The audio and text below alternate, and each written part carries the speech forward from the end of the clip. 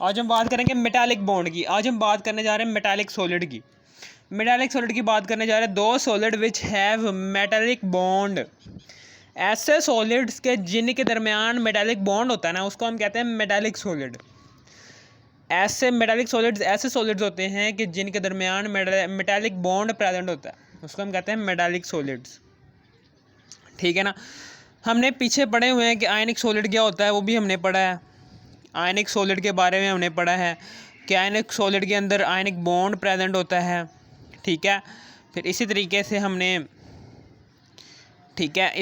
हमने covalent solid पढ़े हैं कि कोवलेंट सॉलिड ऐसे सॉलिड्स होते हैं कि जिनके दरमियान कौन सा बॉन्ड होता है, कोवलेंट बॉन्ड होता है। फिर इसी तरीके से हमने वो पढ़ा था कोवलेंट सॉलिड। फिर हमने मॉलिक्यूलर सॉलिड पढ़ा, मॉलिक्यूलर सॉलिड पढ़ा। ठीक है ना। इसमें वांडरवाल्स फोर्सेस होती हैं। वांडरवाल्स फोर्सेस कह लो। मॉलिक्यूलर सॉलिड्स ऐसे सॉलिड्स होते हैं कि जिनमें वांडरवाल फोर्सेस होती हैं। कौन सी फोर्सेस होती हैं? वांडरवाल फोर्सेस या फिर इंटरमॉलिक्यूलर फोर्सेस। वांडरवाल फोर्सेस कौन सी फोर्सेस होती हैं? इंटरमॉलिक्यूलर फोर्सेस कौन सी फोर्सेस? वांडरवाल फोर्सेस कह लो या फिर इंटरमॉलिक्यूलर फोर्सेस कह लो, ये मॉलिक्यूलर सॉलिड्स के अंदर पाई जाती हैं।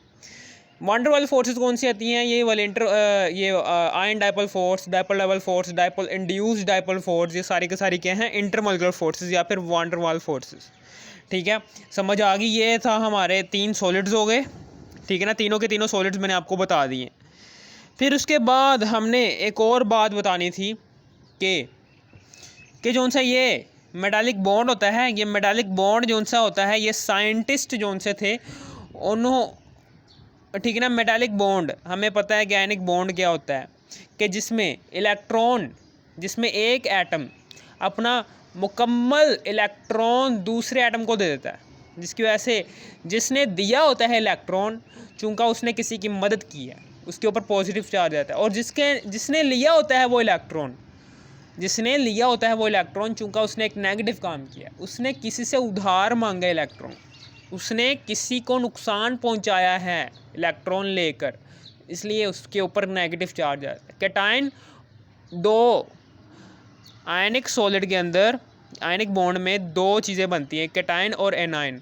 जो सा कैटायन होता है वो एनायन को अट्रैक्ट करता है और एनायन जो सा है वो कैटायन को अट्रैक्ट करता है। कैटायन और एनायन की अट्रैक्शन की वजह से एक आयनिक कंपाउंड बनता है, उसको कहते हैं हम, उस आयनिक कंपाउंड को नाम देते हैं आयनिक सॉलिड का। और उस आयनिक कंपाउंड के अंदर जो सा बॉन्ड प्रेजेंट होता है उसे हम आयनिक सॉलिड का, आयनिक बॉन्ड का नाम देते हैं।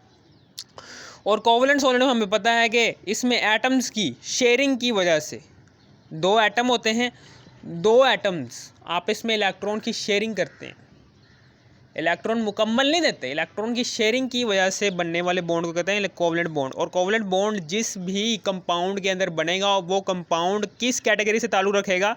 कोवलेंट सॉलिड की। फिर इसी तरीके से मॉलिक्यूलर सॉलिड कौन से होते हैं ये भी आपको पता चल गया। ठीक है ना, सारा मैंने आपको बताया कि मेटालिक बॉन्ड जो सा होता है ना, इसको एक्सप्लेन नहीं किया जा सकता, इसको साइंटिस्ट एक्सप्लेन नहीं कर पाए। इसको एक्सप्लेन करवाने के लिए साइंटिस्ट ने 3 थ्योरीज हमें दी। पहले जी इलेक्ट्रॉन पोल थ्योरी, फिर दूसरी थ्योरी दी उन्होंने इलेक्ट्रॉन पोल थ्योरी, फिर वैलेंस बॉन्ड थ्योरी दी। ठीक है ना। और तीसरी थ्योरी एक और थी, ठीक है ना, valence bond theory, molecular orbital theory. ये 3 थ्योरीज दी। इन 3 थ्योरी से आप मेटालिक बॉन्ड के बारे में थोड़ा बहुत जान सकते हो। इलेक्ट्रॉन पोल थ्योरी मैंने आपको बता दिया। अब हम बात करेंगे वैलेंस बॉन्ड थ्योरी की। वैलेंस बॉन्ड थ्योरी क्या कहती है हमें, ये क्या, ठीक है ना। वैलेंस बॉन्ड थ्योरी को एक साइंटिस्ट आया था, उसने बताया था हमें वैलेंस बॉन्ड थ्योरी के बारे में। Valence bond theory is given by L polling. L polling एक साइंटिस्ट था, इसने हमें वैलेंस बॉन्ड थ्योरी के बारे में बताया था। एल पोलिंग में हमें बताया था कि भाई वैलेंस बॉन्ड थ्योरी है क्या, और इसने ये भी बताया था कि फ्लोरीन की इलेक्ट्रोनेगेटिविटी कितनी होती है? 4 होती है।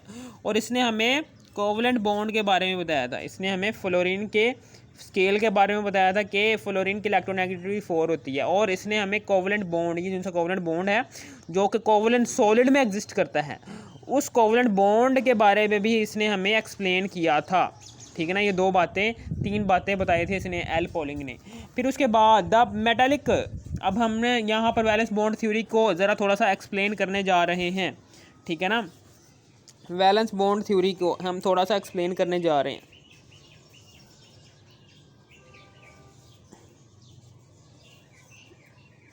तीन, चार, 5,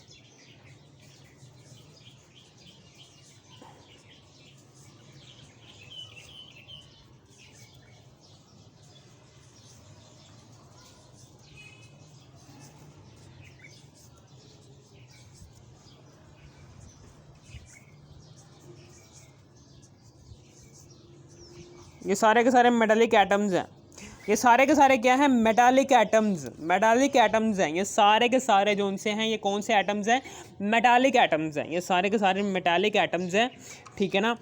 ये एक एटम अपना इलेक्ट्रॉन खारिज करता है और दूसरा एटम भी अपना इलेक्ट्रॉन खारिज करता है, और इलेक्ट्रॉन की शेयरिंग हो जाती है। यहाँ पर एक बॉन्ड बनता है इलेक्ट्रॉन की शेयरिंग की वजह से। इसी तरीके से ये वाला एटम अपना इलेक्ट्रॉन खारिज करता है, और ये वाला एटम यहाँ पर भी इलेक्ट्रॉन्स की शेयरिंग हो जाती है, और ये वाला अपना एक इलेक्ट्रॉन खारिज करता है, ये वाला भी अपना एक इलेक्ट्रॉन खारिज करता है, इससे भी एक बॉन्ड बन जाता है। ये वाला अपना एक इलेक्ट्रॉन खारिज करता है, ये वाला, यानी कि एटम्स, मेटालिक एटम्स जो उनसे हैं वो अपना एक इलेक्ट्रॉन खारिज करते रहते हैं, और उन इलेक्ट्रॉन्स की शेयरिंग की वजह से,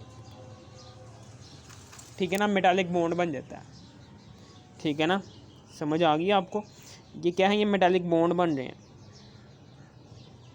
और ये मेरी बात याद रखना, ये सारी स्टोरी मैं यहाँ पर लिखने जा रहा हूँ, ये सारी की सारी स्टोरी जिसमें मेटालिक स्ट्रक्चर में हर मेटालिक एटम एक इलेक्ट्रॉन खारिज करता है, ठीक है ना। चाहे वो एक्स एक्सिस में मौजूद मेटालिक एटम्स हो, चाहे वो वाई एक्सिस में मौजूद मेटालिक एटम्स हो, हर एक मेटालिक एटम एक इलेक्ट्रॉन खारिज करेगा, और उसके सामने वाला एक मेटालिक एटम अपना एक इलेक्ट्रॉन खारिज करेगा, जिसकी वजह से दोनों की शेयरिंग होगी। दोनों की शेयरिंग से बनने वाला बॉन्ड जो सा होगा उसको हम कहेंगे मेटालिक बॉन्ड। इसी यही कहानी हमने लिखनी है। The metallic bond is actually a covalent bond. एक कोवलेंट बॉन्ड होता है the metallic bond. Valence bond theory के मुताबिक कोवलेंट बॉन्ड यही होता है ना, इलेक्ट्रॉन्स की शेयरिंग हो रही है यहाँ पर, तो उसे हम कोवलेंट बॉन्ड ही कहेंगे। इलेक्ट्रॉन्स की शेयरिंग की वजह से बन रहा है ना ये वाला बॉन्ड। ये एक इसका एटम का इलेक्ट्रॉन था, एक इस एटम का इलेक्ट्रॉन था, दोनों की शेयरिंग हुई तो एक बॉन्ड वजूद में आया, उसको हमने एक मेटालिक बॉन्ड का नाम दे दिया। और इलेक्ट्रॉन्स की शेयरिंग की वजह से जो सा बॉन्ड बनता है उसको हम कोवलेंट बॉन्ड कहते हैं। इसलिए हम कहेंगे ये क्या है? ये covalent bond. The metallic bond is actually a covalent bond. जो सा मेटालिक बॉन्ड होता है वो कोवलेंट बॉन्ड ही होता है बिटवीन टू मेटल एटम्स। दो मेटल एटम्स के दरमियान कोवलेंट बॉन्ड बनता है। The metallic bond is actually a covalent bond. जो सा मेटालिक बॉन्ड होता है, ये मेटालिक बॉन्ड ये एक्चुअली कोवलेंट बॉन्ड ही होता है बिटवीन टू मेटालिक एटम्स। दो मेटालिक एटम्स के दरमियान ये जो सा मेटालिक बॉन्ड होता है ये एक्चुअली कौन सा होता है? कोवलेंट बॉन्ड ही होता है। और इसी कोवलेंट बॉन्ड को नाम देते हैं, this covalent bond is highly delocalised between metal atoms, ठीक है ना। इसका मतलब क्या है? एक वर्ड होता है लोकलाइज्ड, ठीक है ना। एक वर्ड होता है लोकलाइज्ड और दूसरा वर्ड होता है डीलोकलाइज्ड। एक वर्ड होता है लोकलाइज्ड और दूसरा होता है डीलोकलाइज्ड। लोकलाइज्ड और दूसरा वर्ड होता है डीलोकलाइज्ड, ठीक है ना। लोकलाइज्ड वर्ड का मतलब होता है मुकामी, और डीलोकलाइज्ड का मतलब होता है यानी कि मुकामी, यानी कि फॉर एग्ज़ाम्पल मैं टीचर हूँ, ठीक है ना। मेरा स्कूल करीब ही है, मैं वहाँ पर जाकर पढ़ाकर वापस अपने घर पर आया, तो यानी कि मेरा स्कूल जो सा है वो मेरे मुकाम पर ही है, यानी कि मुझे कहीं बाहरी शहर पढ़ाने के लिए नहीं जाना पड़ता। इस तरीके से एक लफ्ज़ होता है डीलोकलाइज। इसका मतलब होता क्या है? इसका मतलब होता है इसका मतलब क्या है? इसका मतलब है जी जो मुकामी नहीं होते, यानी कि जो अपना घर बार छोड़ते रहते हैं, कभी उधर कभी इधर, खाना बदौश जिसे हम कहते हैं वो, फॉर एग्ज़ाम्पल झुग्गियों वाले, ठीक है ना। कभी इधर झुग्गी लगा ली, कभी उधर झुग्गी लगा ली, ठीक है ना। खाना बदोश, डीलोकलाइज्ड, डीलोकलाइज्ड को कहते हैं हम खाना बदोश कहते हैं। डीलोकलाइज्ड को हम क्या कहते हैं? खाना बदोश। ये क्या है? ये लोग खाना बदोश हैं। यानी कि मेरे कहने का मतलब क्या है, ये जो सा ये कोवलेंट बॉन्ड बन रहा है जिसे हम मेटालिक बॉन्ड कह रहे हैं, कोवलेंट बॉन्ड भी डीलोकलाइज्ड है, हाईली डीलोकलाइज्ड है। यानी कि कभी ये बॉन्ड टूट कर यहाँ पर बन जाएगा,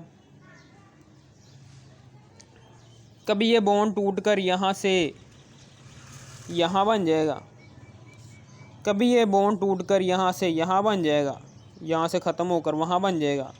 कभी यहाँ से टूटेगा बॉन्ड तो यहाँ पर बन जाएगा, कभी यहाँ से टूटेगा बॉन्ड तो यहाँ पर बन जाएगा, कभी यहाँ से टूटेगा बॉन्ड तो यहाँ पर बन जाएगा। यानी कि ऐसे ही कोवलेंट बॉन्ड जो उनसे है वो डीलोकलाइज्ड है, यानी कि खाना बदोश है।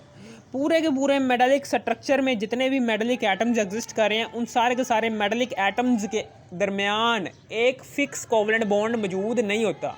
वो कोवलेंट बॉन्ड, ठीक है ना, डीलोकलाइज्ड होता है।